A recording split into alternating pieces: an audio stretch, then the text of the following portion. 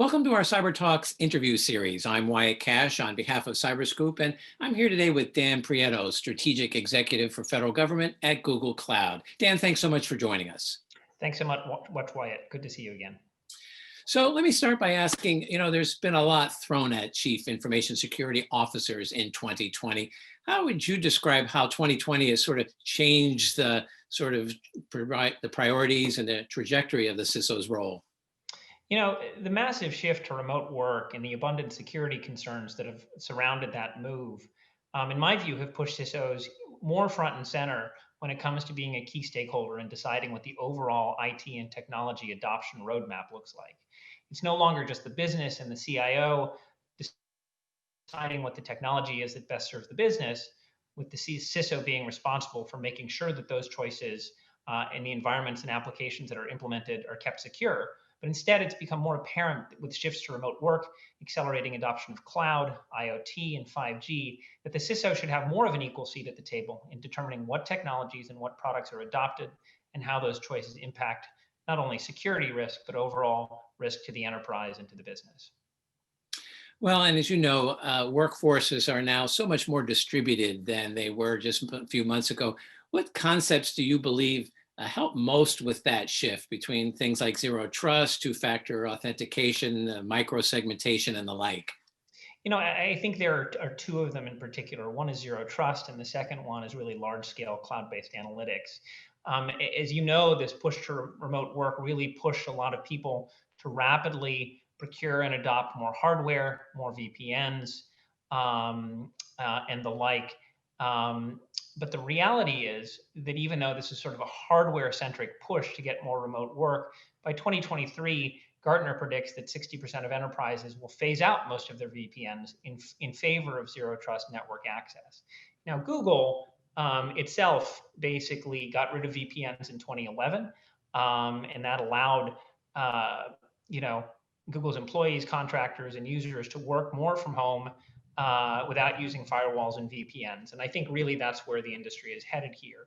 Google Cloud Platform itself provides a zero trust environment. So I think as people think about moving to zero trust, really thinking comprehensively about how the cloud can play a role.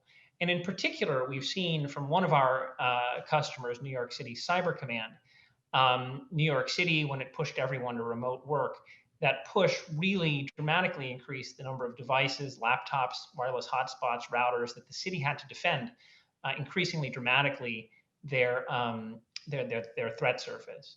So New York City was able to move to that remote work because New York City Cyber Command, which is responsible for monitoring the security of all the city endpoints and users, had over the last couple of years using Google Cloud, had pushed to a cloud-based analytic environment to basically collect security telemetry and data from all the endpoints and all the systems around New York City. So New York City Cyber Command, because of the investment they made over the last couple of years in centralizing that security data in one place in the cloud, was able to seamlessly move their team to remote work, and seamlessly from that remote work monitor an expanded threat surface and an expanded number of devices that were being used by remote workers around the city.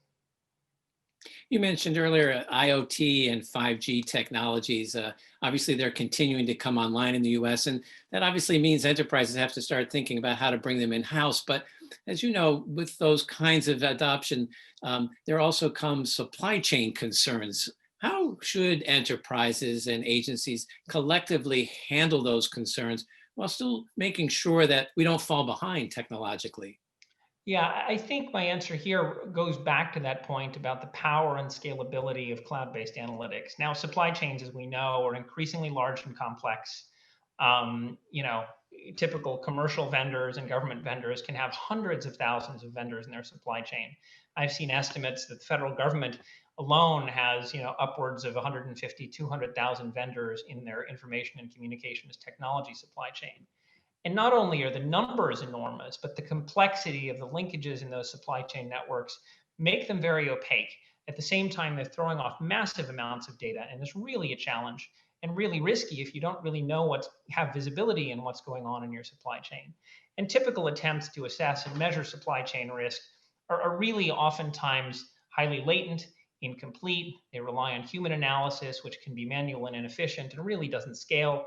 And so the opportunity here is, again, to use cloud-based analytics to 10x your visibility into the ICT supply chain, which is, as you mentioned, can be and is increasingly perceived as a risk to national security.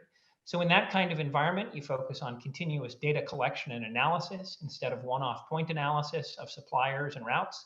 You focus on automating intelligent queries to triangulate across all this diverse and high volume data.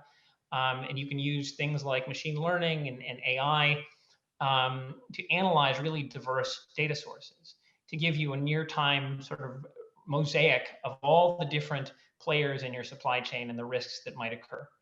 And ideally, you use that analytics to push towards sort of a common score of suppliers in your supply chain, sort of analogous to a credit score. But again, your ability to get there as an endpoint is really driven by your ability to both gather the data, normalize it, ingest it, and then do analytics on top of it. And again, the only real way to do that effectively is not with on-prem analytic systems, but really moving towards cloud-based analytic systems. And lastly, as you know, cyber threats continue to grow in sophistication, and organizations continue to face a persistent challenge just trying to recruit and retain the skills that they need.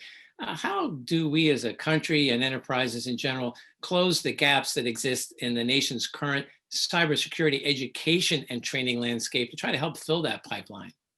You know, you bring up a really important problem that is front and center in the minds of many policymakers, and that is the global secular shortage of both security and data science professionals, not only in the US, but worldwide. And that shortage is to the tune of hundreds of thousands, if not millions of professionals.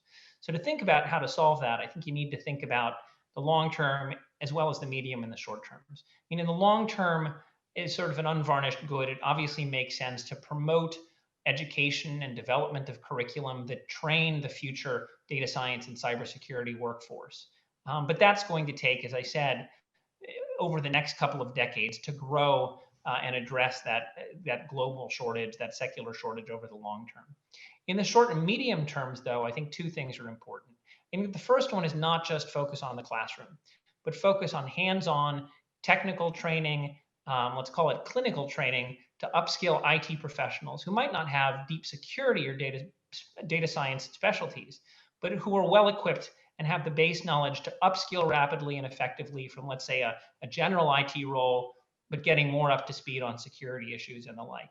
The second thing to do in the short to medium term is dramatically increase the productivity of the workforce you have, of the human capital that you currently have, by arming them with powerful analytic tools based on technology, based in the cloud, that make it easier for them to query large data sets, flag unusual activity, make them more ready at being able to visualize and see anomalies and inconsistencies, make it easier for them to effectively report their findings to non-technical leaders.